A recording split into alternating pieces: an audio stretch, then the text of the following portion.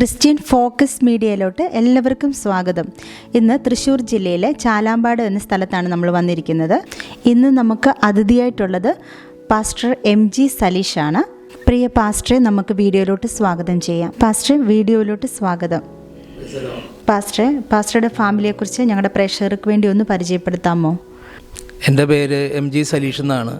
ഞാൻ തൃശ്ശൂർ ജില്ലയിൽ ചാലാമ്പാടം എന്ന ദേശത്ത് ഖത്ർ ശുശ്രൂഷയിലായിരിക്കുന്നു. എൻ്റെ പേര് സീനത്ത് സലീഷ് എന്നാണ്. ഞാൻ 9ാം വയസ്സിലെ മുസ്ലിം ബാക്ക്ഗ്രൗണ്ടിൽ നിന്ന് കർത്താവിലേക്ക് വന്നു. എൻ്റെ പേര് സാമുവൽ MS. ഞാൻ 12th സ്റ്റാൻഡേർഡിൽ പഠിക്കുന്നു. എൻ്റെ പേര് എസ്തർ MS. ഞാൻ 10ൽ പഠിക്കുന്നു. എൻ്റെ പേര് രൂത്ത് MS. ഞാൻ 7ാം ക്ലാസ്സിൽ പഠിക്കുന്നു. പാസ്റ്റർ വിശ്വാസത്തിൽ വന്ന് പാസ്റ്ററുടെ അനുഭവങ്ങളും ഇപ്പോഴത്തെ ശുശ്രൂഷയെക്കുറിച്ച് ഞങ്ങളോടൊന്ന് പറയാമോ? ദൈവത്തിന് മഹത്വം. വേഗം വരാമെന്ന് പറഞ്ഞ യേശുക്രിസ്തുവിൻ്റെ നാമത്തിൽ എൻ്റെ സ്നേഹവന്ദനം.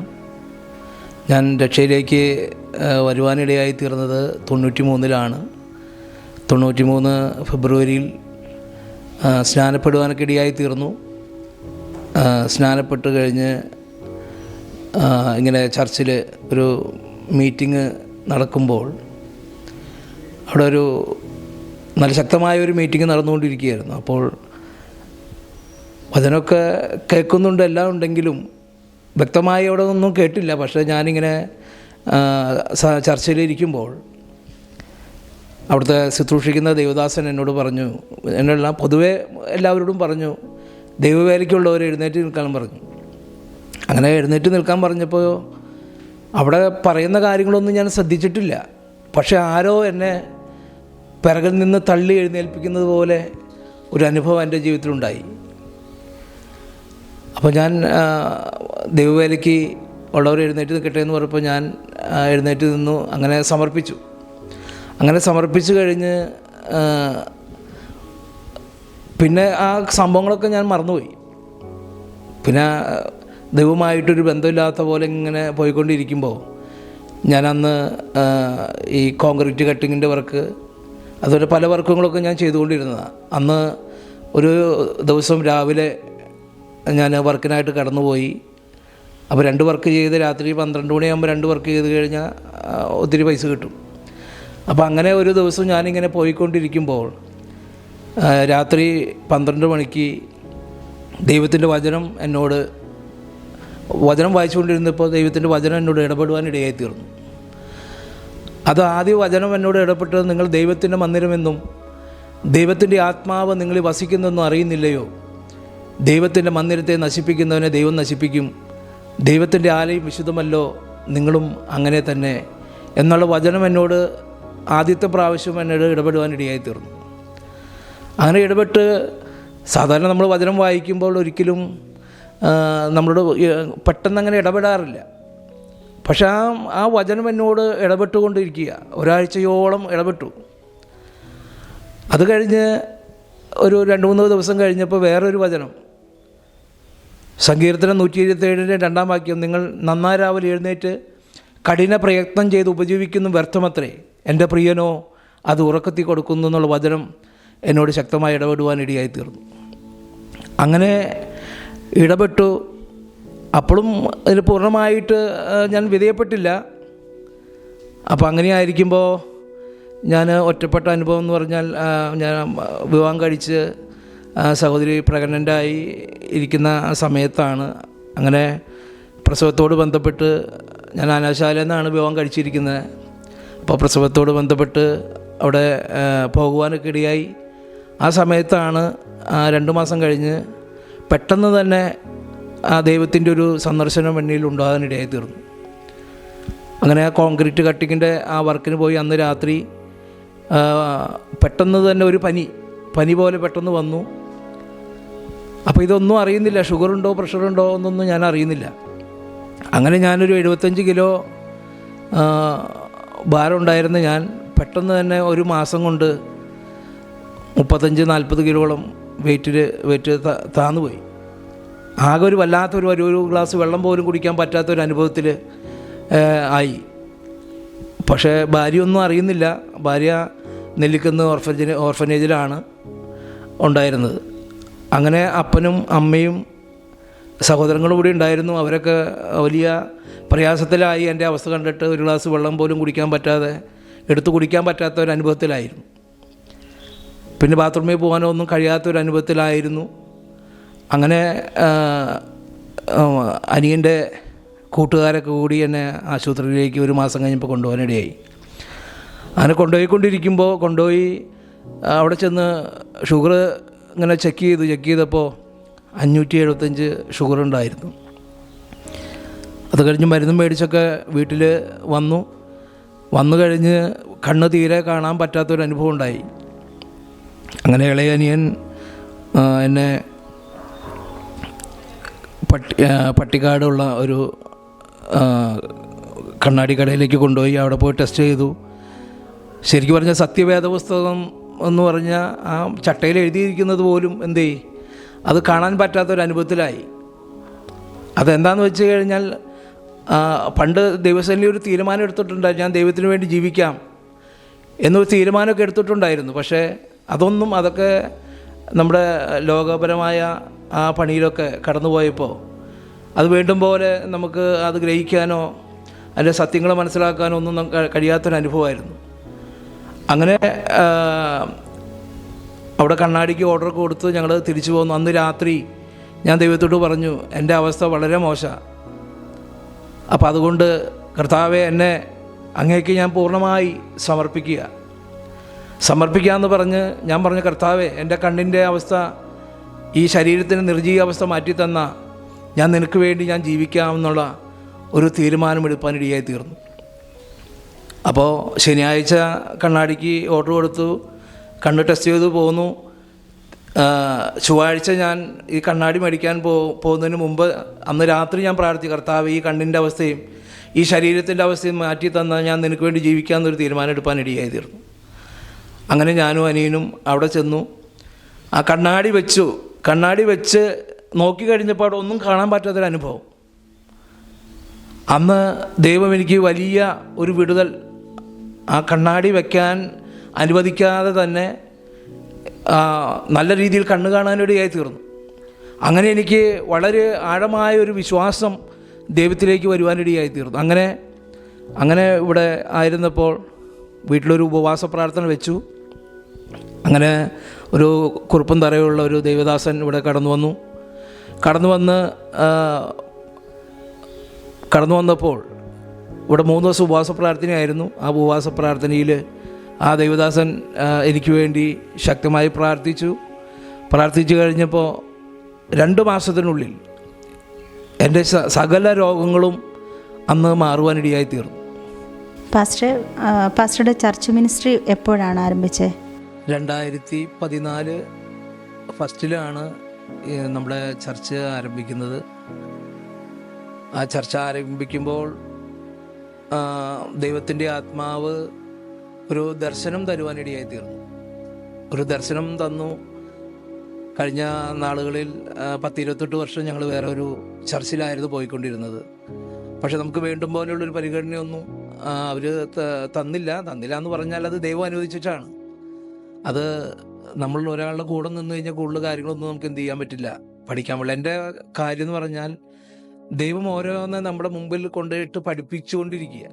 അങ്ങനെ 2013 അവസാനം ദൈവം ഒരു വ്യക്തമായ ഒരു ദർശനം ദേശത്തെക്കുറിച്ച് തരുവാനിടയായി തീർന്നു.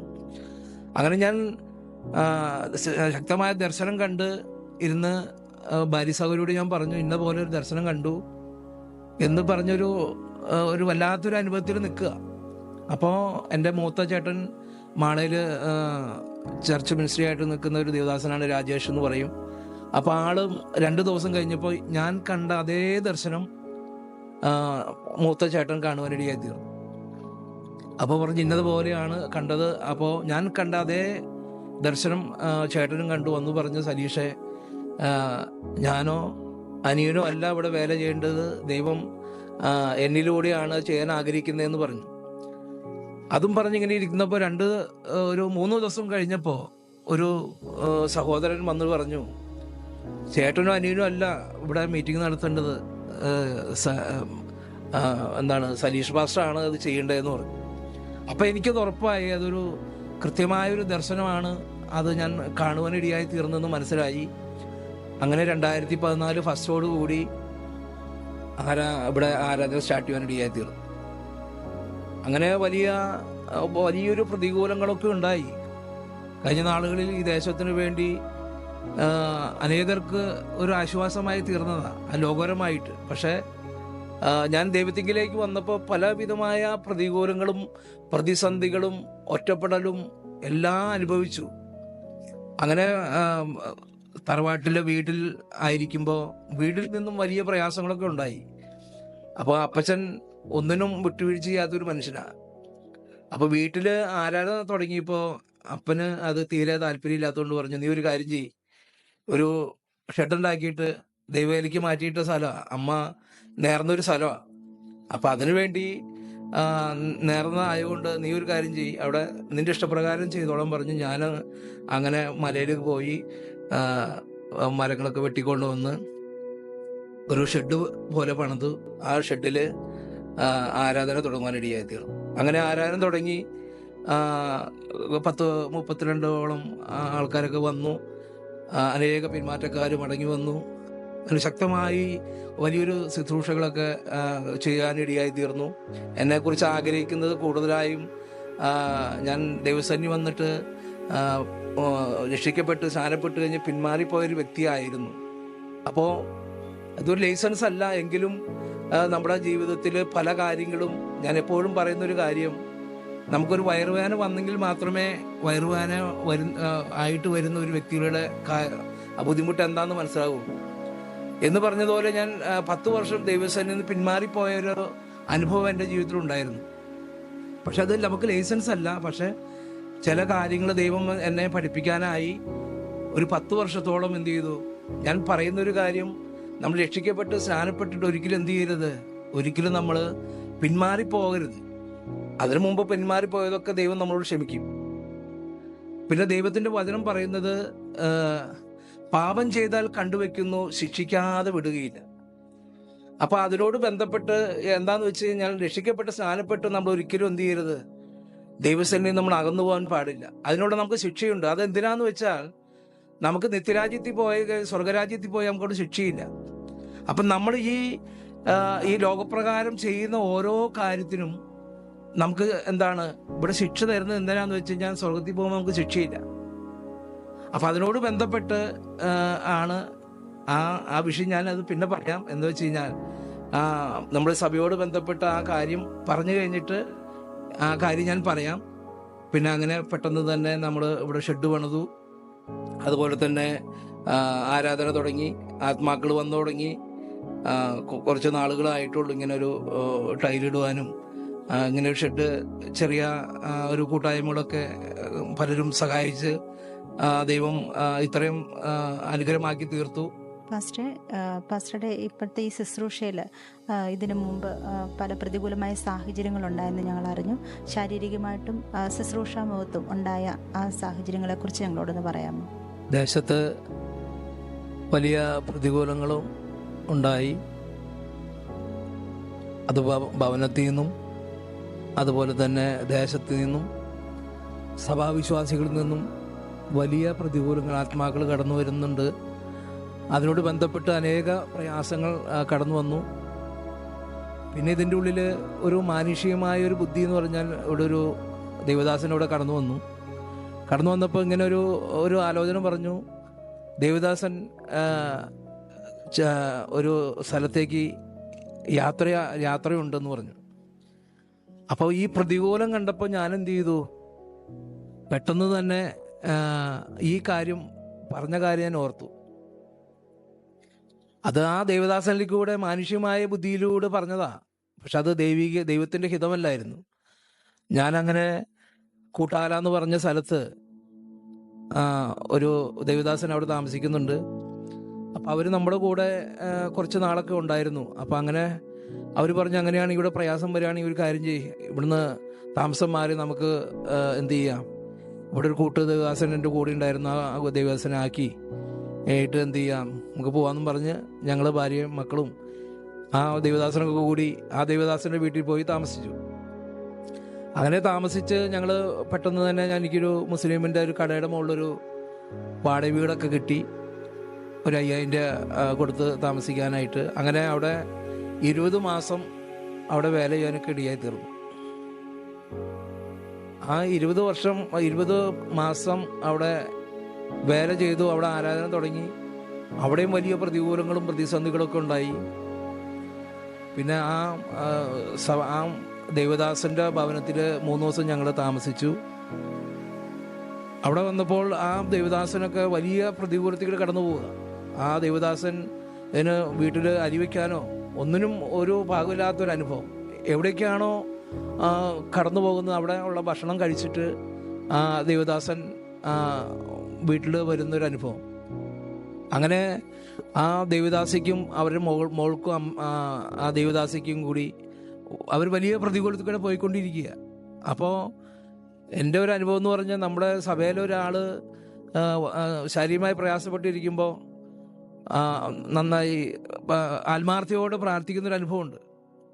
പക്ഷെ ഞാൻ പറയുന്നൊരു കാര്യം, എൻ്റെ അനുഭവത്തിൻ്റെ വെളിച്ചത്തിൽ ഞാൻ പറയുന്നത്, നമ്മൾ ദൈവദാസന്മാർക്കും അല്ലെങ്കിൽ ദൈവമക്കൾക്കും വേണ്ടി പ്രാർത്ഥിക്കുമ്പോൾ നമ്മൾ ചില കാര്യങ്ങൾ ദൈവം എന്തു ചെയ്യും, ദൈവം അത് ചില വിഷയം ദൈവം ബ്ലോക്ക് ചെയ്യുന്ന കാര്യങ്ങളുണ്ട്. ചിലവരെ പഠിപ്പിക്കാൻ വേണ്ടി ചെയ്തിരിക്കുന്നൊരു കാര്യങ്ങളുണ്ട്. അപ്പം അങ്ങനെ ഞാൻ എന്ത് ചെയ്തു, ആ ഭവനത്തിൽ പോയി. ആ മകള് 6 വർഷമായിട്ട് പ്രഗ്നൻ്റ് ആവുന്നില്ല.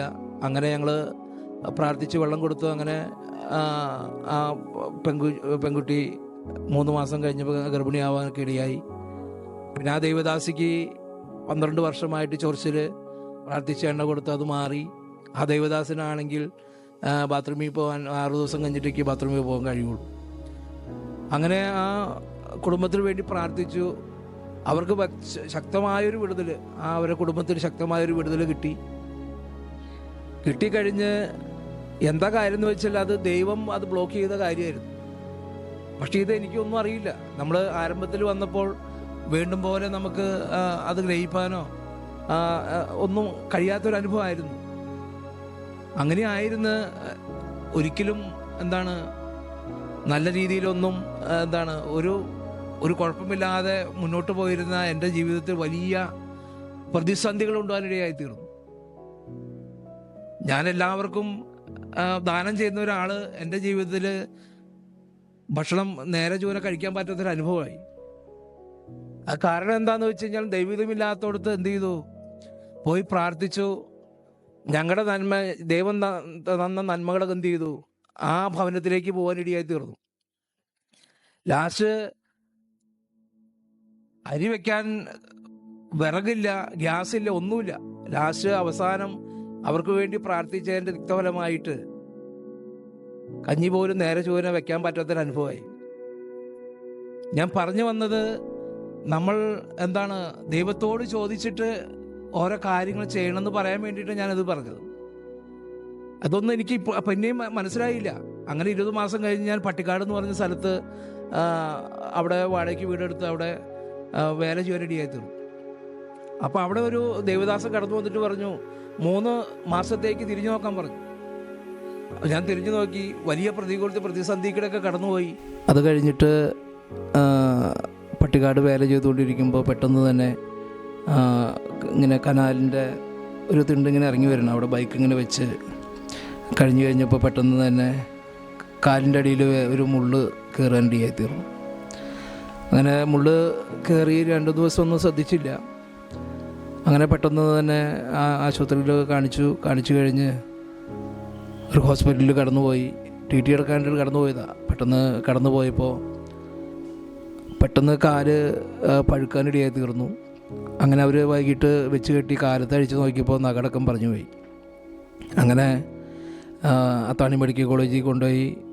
അവിടെ 1.25 മാസം കിടന്ന് ലെഫ്റ്റ് കാല് മുട്ടിൻ്റെ കീപ്പോട്ട് വെച്ച് മുറിക്കാനിടയായി തീർന്നു. ഇങ്ങനെ മുറിക്കുവാനിടയായി തീർന്നു. മുറിക്കുന്നതിന് മുമ്പ് പെട്ടെന്ന് മുറിക്കണമെന്ന് പറഞ്ഞപ്പോൾ ഒരു ഭാരം എൻ്റെ ജീവിതത്തിലുണ്ടായി. ഭാരമുണ്ടായി. നോക്കിയപ്പോൾ ഭാര്യയുണ്ട്, മക്കളുണ്ട്. ഇനി ഞാൻ എന്ത് ചെയ്യും, മുന്നോട്ട് എന്ത് ചെയ്യുമെന്ന് പറഞ്ഞുകൊണ്ടിരിക്കുമ്പോൾ ദൈവത്തിൻ്റെ ആത്മാവ് എന്നോട് വചനത്തിൽ കൂടെ ഇടപെടുവാനിടയായി തീർന്നു. ലോകത്തിൽ കഷ്ടമുണ്ട്, എങ്കിലും ധൈര്യപ്പെടുവിൻ, ഞാൻ ലോകത്തെ ജയിച്ചിരിക്കുന്നു എന്നുള്ള വചനം എന്നോട് വ്യക്തമായി ഇടപെടുവാനിടയായി തീർന്നു. ആ ഇടപെട്ട ഉടൻ തന്നെ എൻ്റെ ആ ഭാരം എന്നിൽ നിന്ന് നീങ്ങിപ്പോവാനിടയായി തീർന്നു. അങ്ങനെ ഇതിൻ്റെ കാര്യം എന്താണെന്ന് വെച്ച് കഴിഞ്ഞാൽ, ദൈവം നമ്മളെ ദേശത്ത് ഏൽപ്പിച്ചിരിക്കുന്ന വേല നമ്മളത് കൃത്യമായി ചെയ്തില്ല എങ്കിൽ ദൈവത്തിന് എന്ത് ചെയ്യണം? നമ്മളെ അതിന് വരാൻ വേണ്ടിയിട്ട് ദൈവത്തിന് എന്ത് ചെയ്യണം? ചില തിക്തഫലങ്ങൾ നമുക്ക് തന്നെങ്കിൽ മാത്രമേ നമ്മൾ കടന്നു വരികയുള്ളൂ. അങ്ങനെ ഓപ്പറേഷനൊക്കെ കഴിഞ്ഞ് പട്ടിക്കാട് വന്ന് ദൈവത്തിൻ്റെ ആത്മാവ് എന്നോട് ഇടപെടുവാൻ ഇടയായി തീർന്നു. എത്രയും വേഗം ചാലാമ്പാടം ദേശത്ത് നിന്നെ ഏൽപ്പിച്ചിരിക്കുന്ന സ്ഥലത്ത് പോകാൻ ദൈവാത്മാവ് സംസാരിപ്പാൻ ഇടയായി തീർന്നു. അങ്ങനെ ചാലാമ്പാടത്ത് വീണ്ടും വന്നു. ഇപ്പോൾ ഇവിടെ 4 വർഷമായി. മൊത്തം 11 വർഷമാണ് ഇവിടെ ആയിരിക്കുന്നത്. ദൈവം വ്യക്തമായി സംസാരിച്ചതിൻ്റെ വെളിച്ചത്തിൽ കടന്നു വന്നു. ആത്മാക്കൾ കടന്നു വന്നു. അനേകരെ വിടുവിച്ചെടുക്കാൻ കർത്താവ് എന്നെയും എൻ്റെ കുടുംബത്തെയും സഹായിച്ചു. അതുകൊണ്ട് ഇങ്ങനെ ഒരു അവസരം ഒരുക്കി തന്ന കർത്താവിൻ്റെ ദാസന്മാർക്കും ദാസിമാർക്കും ഇത് കേട്ടുകൊണ്ടിരിക്കുന്ന എല്ലാവരെയും ദൈവം ധാരാളമായി അനുഗ്രഹിക്കട്ടെ, സഹായിക്കട്ടെ. ആമേൻ. പാസ്റ്ററുടെ അനുഭവസാക്ഷി ഇത്ര നേരം ഞങ്ങൾക്ക് കേൾക്കുവാൻ സാധിച്ചു. അത് ജീവിതത്തിൽ ഞങ്ങൾക്കും അത് വലിയൊരു വിടുതലും കേൾക്കുന്ന പ്രേക്ഷകർക്കും അത് വളരെയധികം അനുഗ്രഹമായി തീരും. പാസ്റ്റർ, ഈ ശുശ്രൂഷ ഇനി മുൻപോട്ടുള്ള എല്ലാ ജീവിത സാഹചര്യങ്ങളിലും കർത്താവ് കൂടിയിരിക്കട്ടെ, ബലപ്പെടുത്തട്ടെ. ഞങ്ങളുടെ പ്രാർത്ഥനയുണ്ട്. പാസ്റ്റർക്ക് ഞങ്ങളുടെ ക്രിസ്ത്യൻ ഫോക്കസ് മീഡിയയുടെ എല്ലാ ആശംസകളും പ്രാർത്ഥനയും നേരുന്നു. പ്രിയ ദേവദാസൻ്റെ സാക്ഷി നമുക്ക് കേൾക്കുവാനിടയായി. പ്രതിസന്ധിയിൽ തളർന്നു പോകാതെ പ്രാർത്ഥിച്ച് നമുക്ക് മുൻപോട്ട് പോകാം. ഇത്ര നേരം ഞങ്ങളെ ശ്രദ്ധിച്ച എല്ലാ മാന്യ പ്രേക്ഷകർക്കും ക്രിസ്ത്യൻ ഫോക്കസ് മീഡിയയുടെ നന്ദി രേഖപ്പെടുത്തുന്നു. മറക്കല്ല, ഞങ്ങളുടെ ഈ വീഡിയോ ലൈക്ക് ചെയ്യുക, ഷെയർ ചെയ്യുക, സബ്സ്ക്രൈബ് ചെയ്യുക. ദൈവം നമ്മളെ അനുഗ്രഹിക്കട്ടെ.